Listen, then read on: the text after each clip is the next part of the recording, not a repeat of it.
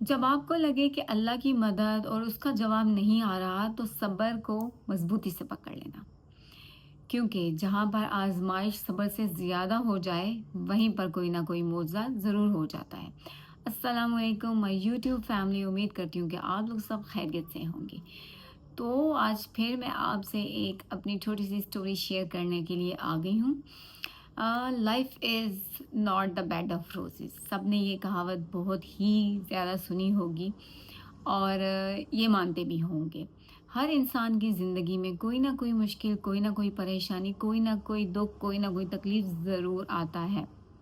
अल्लाह ना करे किसी की भी लाइफ में आए, लेकिन आता है। हम जब इकट्ठे यूए में थे, मैं और फ़ारूक, बहुत दफ़ा ऐसा हुआ कि हम लोगों ने बिल्कुल हैंड्स अप कर लिए। हम पे भी बहुत मुश्किलें आईं, बहुत परेशानियाँ आईं, बहुत तकलीफ़ें आईं, बहुत दुःख देखे हमने, बहुत ज़्यादा आज़माइशें देखी। और सम टाइम रियली हमें ऐसे लगता था कि यार लाइफ़ तो बहुत मुश्किल है। इतनी मुश्किल है कि शायद ही हम कोई सर्वाइव कर पाएँ। बहुत दफ़ा हिम्मत भी कर जाते थे और बहुत दफ़ा हिम्मत हमारी टूट भी जाती थी। हमारी बर्दाश्त ख़त्म हो गई, हमारे हौसले पसपा हो गए और बिल्कुल फॉर एन इंस्टेंट तो ऐसा लगता था कि बस अब अंधेरा ही अंधेरा है। लेकिन किस चीज़ ने हमें मोटिवेट किया? एक दूसरे के साथ ने, एक दूसरे के साथ जो हम लोगों ने कमिटमेंट की हुई थी, उसने हमें मोटिवेट रखा to go on, to move forward. तो मेरी यूएई में पहली ईद थी और फ़ारूक ने मुझे निबोश में जो है एडमिशन करवा के दिया हुआ था और मेरी उन दिनों क्लासेस भी हो रही थी। और फ़ारूक जो है वो 6 बजे की duty, I mean morning duty पे गए हुए थे। ईद वाले दिन मॉर्निंग ड्यूटी पे गए हुए थे, 6 बजे वो चले जाया करते थे। और मैं पीछे जो है घर में स्टडीज़ कर रही थी ईद वाले दिन। और घर वालों का फ़ोन आया, सब ने कहा कि भाई क्या पहनोगी, कहाँ जाओगी, क्या खाओगी, क्या करोगे? तो मैं तो ऑफ कोर्स सैड थी, पहली ईद थी अपने घर वालों के बगैर, फ़ारूक भी नहीं थे। तो भाभी ने बहुत कोशिश की, मम्मी ने कोशिश की कि भाई मुझे बातों-बातों में थोड़ा-सा कोशिश करें, थोड़ा मेरा जो है ना डाइवर्ट हो जाए मेरी अटेंशन। बोला जी क्या पहनोगे, किधर जाओगे? तो मैंने बस हल्के से 1-2 जवाब दिए और ऐसे ही बुझे और मरे हुए दिल के साथ उनको अपने ड्रेसेस सारे निकाल के दिखाए, जो मैंने कहा ये पहनूँगी, शायद ये पहनूँगी, शायद ये पहनूँगी।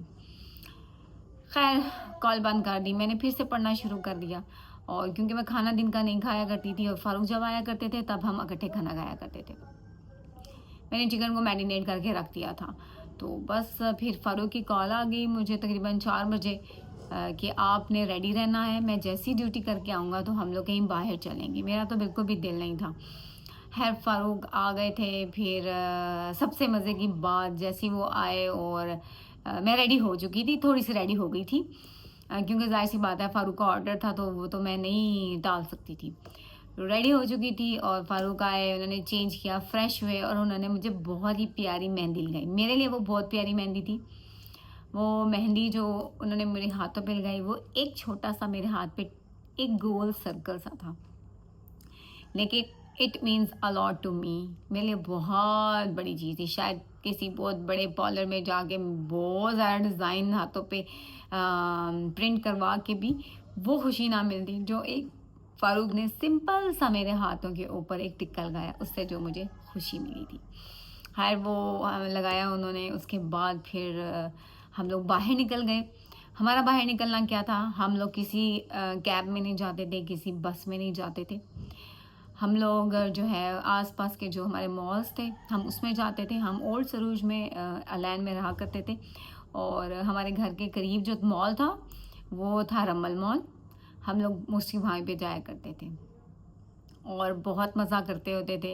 ईद वाले दिन भी हम लोग ऐसे ही बाहर चले गए और रमल मॉल ही सबसे पहले हम लोग गए। हमने बहुत सारी तस्वीरें खींची, बहुत सारी मेमोरीज़ बनाई, बहुत शुगर लगाया, बहुत हँसी मज़ाक किया। हम, मैं और फ़ारूक जब भी इकट्ठे होते हैं ना, हम लोग बहुत मज़ाक उड़ाते हैं, बहुत शुगर लगाते हैं और बहुत ज़्यादा हँसते हैं।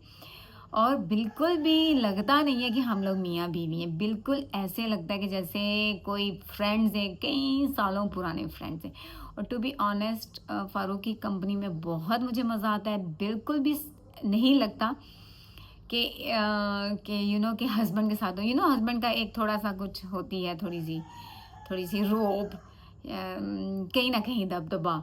लेकिन फ़ारूक में ऐसी कोई भी बात नहीं थी। मैं जब भी उनके साथ गई हमेशा बड़ा ही कम्फ़र्ट ज़ोन उन्होंने मुझे दिया और मैं उनके साथ बहुत रिलैक्स थी। मैंने आपको बताया जैसे कि हम लोग जब भी बाहर निकलते थे, हम लोग बहुत शोर लगाते थे, बहुत हँसी और बहुत मज़ाक करते थे। खैर हम रमल माल गए। हालाँकि फ़ारूक थके हुए थे, सुबह 3 बजे वो उठ जाया करते होते थे और तकरीबन 6 बजे उनकी जो है ड्यूटी स्टार्ट होती थी। लेकिन फिर भी वो मेरे लिए टाइम ज़रूर निकालते थे कि सारा दिन अकेली है पीछे, तो मैं जब ड्यूटी फिनिश करके आऊँ तो मैं ज़रूर उनको कहीं न कहीं लेके जाऊँ। तो हम लोग बाय वॉक ही जाते थे, जहाँ तो बहुत सी तस्वीरें खींची और मुझे बहुत हँसी आई, फ़ारूक को भी बहुत हँसी आई। उस रमल माल में सिर्फ़ मैं, फ़ारूक और सिर्फ़ पठान हमारी जो भाई थे वो थे। यानी कि इससे वो भी तस्वीरें खींचने ही वहाँ गए हुए थे। वो बहुत एक्सपेंसिव मॉल है, रमल मॉल, तो वहाँ पे तो हम नहीं अफ़ोर्ड कर सकते थे कुछ भी चीज़ लेने की। ख़ैर हम लोग फिर उसके बाद आगे भी निकल गए और भी लुलु शायद मार्केट थी और बहुत कुछ और भी थे, लेकिन हम लोग ने वहीं पे बस तस्वीरें वगैरह खींची और काफ़ी रात हो गई थी। फिर हम वापस आए, फिर जो मैंने चिकन मैरिनेट किया हुआ था फिर हम लोगों ने वो मिल के और बनाया भी और हँसी भी की और रोए भी और कुछ पुरानी बातें याद की। उन्होंने कुछ अपने पुराने ज़माने की बातें याद की। वो अपने अब्बू को बहुत-बहुत मिस करते होते हैं, बहुत मिस करते होते हैं। जब भी कोई बात होती है, कोई पुरानी बात होती है, वो अपने अब्बू को याद करके ज़रूर जो है वो हो जाते हैं। आँखें उनकी नम हो जाती हैं और नहीं बात कर पाते। बस उनको बहुत उन्होंने मिस किया क्योंकि ईदें ऐसी होती हैं ना कि जो आपके बिछड़े हुए होते हैं, जिन्होंने कभी भी वापस नहीं आना होता, उनकी याद ज़रूर सताती है। और मज़े की बात हम जब भी कहीं पे जाते होते थे, बहुत सारी तस्वीरें खींचते होते थे। तस्वीरें जो लेना है वो मेरा शौक नहीं है बल्कि मेरी आदत बन गई है क्योंकि बहुत स्कूल लाइफ से उसके बाद कॉलेज में फिर जब मैंने टीचिंग प्रोफेशन जॉइन किया तब कोई शादी कोई फंक्शन होता तब बस जी फौजिया जो हैं वो पिक्चर लेने के लिए खड़ी हैं या फिर वीडियो कॉल पे जो भी अब्रॉड होते हैं उनको जो है लाइव कवरेज दे रही होती थी कोई ना कोई इवेंट आई मीन शादी जब भी होती थी किसी की तो फैमिली में तो उसका देती होती थी तो मैं बहुत एडिक्ट हो चुकी थी तस्वीरें बनाने की तो बहुत सारी मेमोरीज हम लोग कलेक्ट करते होते थे और फ़ारूक ने कभी भी मुझे किसी भी ऐसी चीज़ से मना नहीं किया। तब भी मैंने आपको बताया कि मुझे कभी भी नहीं लगा कि कोई रोब दबदबा, कोई डर खौफ उनकी तरफ से मुझे कोई वाइब आई हो। हमेशा मुझे एज़ अ फ्रेंड ही की वाइब उनकी तरफ से आती होती थी। तो मैं जो भी करती होती थी तो बहुत तसल्ली से कर लेती होती थी। मुझे ऐसे नहीं होता था कि पता नहीं फ़ारूक क्या सोचेंगे, फ़ारूक क्या कहेंगे? क्योंकि वो भी बिल्कुल अल्लाह माफ़ करे बिल्कुल कंज़र्वेटिव टाइप के बंदे नहीं थे, ना हैं मतलब। तो फिर कभी भी नहीं उन्होंने हमें इस चीज़ से मुझे रोका।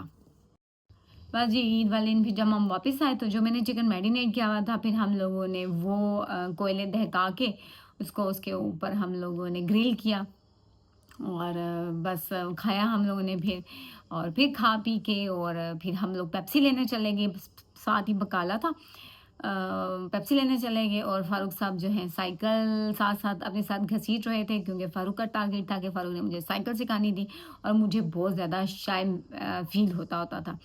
फ़ारूक ने बहुत ट्राई की कि किस तरीके से मैं साइकिल चलाना सीख जाऊँ लेकिन मुझे इतनी शर्म आती होती थी ना और मुझे कहते थे, "नहीं परेशान हो, मैं हूँ, मैं साथ हूँ, तुम सीख जाओगी।" क्योंकि वो हमेशा मोटिवेट करते हैं, हर चीज़ को पॉज़िटिवली ही लेकर चलते हैं।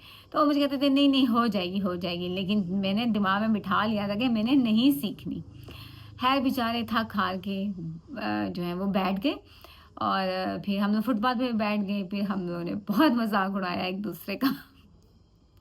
उन्होंने मेरा बहुत मज़ाक उड़ाया और बस फिर हम रात काफ़ी तकरीबन 12-1 हो गए थे, तो फिर हम लोग घर वापस आ गए। बताने का मकसद ये है कि गो के हम परेशान थे एट दैट टाइम, काफ़ी हमें मुश्किलात थी। मेरा न्यू टाइम था उस टाइम वहाँ पे, अभी मेरी जॉब नहीं हुई हुई थी। फाइनेंस भी बहुत हमारा वो वीक था, लेकिन फिर भी हम लोगों ने इन लम्हात को एन्जॉय किया। इन लम्हात को हम दोनों ने मिल के एन्जॉय किया। ऑफ़ कोर्स फ़ारूक की ज़्यादा काविश मैं कहूँगी इसमें है क्योंकि मैं जल्दी दिल हार जाती हूँ, जल्दी परेशान हो जाती हूँ, जल्दी सैड हो जाती हूँ। फ़ारूक जितने मर्ज़ी सैड हों, परेशान हों या कुछ भी हो, वो प्रिटेंड नहीं करवाते। ये मैं आपको एक आधी दफ़ा पहले भी बता चुकी हूँ कि वो प्रिटेंड नहीं कराते कि ही इज़ ऑल्सो वरीड। उनकी भरपूर कोशिश रहती रहती है कि जो है ना मैं मोटिवेट रहूँ, मैं पॉजिटिव रहूँ, मैं हिम्मत ना हारूँ किसी भी मामले में। तो ये तमाम रंग उन्होंने भरे। तो मुश्किलात, परेशानियाँ, दुख दर्द, तकलीफ़ें सबकी लाइफ में आती हैं, लेकिन आपको सब्र करना पड़ता है। आपको कांस्टेंट रहना पड़ता है। फ़ारूक बड़ी अच्छी एक बात बोलते हैं कि आप जब तक कांस्टेंट नहीं होगे अपनी लाइफ में, किसी भी मैटर में, आप कभी भी कामयाब नहीं हो सकते। तो कामयाब होने के लिए आपका कांस्टेंट होना पहली शर्त है। और इसकी ज़िंदा मिसाल फ़ारूक हैं। इंशाल्लाह ज़िंदगी के किसी मोड़ पर आगे जाकर हम ज़रूर आपसे दोनों मिल बैठ के फ़ारूक की स्टोरी शेयर करेंगे, जो कि वो जीती जागती एक मिसाल हैं, constant in his life and now he has very good position. अल्हम्दुलिल्लाह, माशाल्लाह माशाल्लाह। अल्लाह ताला नज़र बद से उनको महफूज रखे। तो कांस्टेंट आपकी success in life is compulsory. Constant आपका होना बहुत ज़रूरी है। तो छोटी सी बात थी, उम्मीद करती हूँ कि आपको अच्छी लगी होगी। मुझे कमेंट में ज़रूर बताइएगा। मेरे तमाम सब्सक्राइबर्स का बहुत शुक्रिया, और ऐसे मुझे मोटिवेट करते रहें, मेरे व्लॉग्स देखते रहें, लाइक करते रहें, कमेंट करिए, और इंशाल्लाह मिलते हैं नेक्स्ट व्लॉग में। Until then take care and अल्लाह हाफिज़।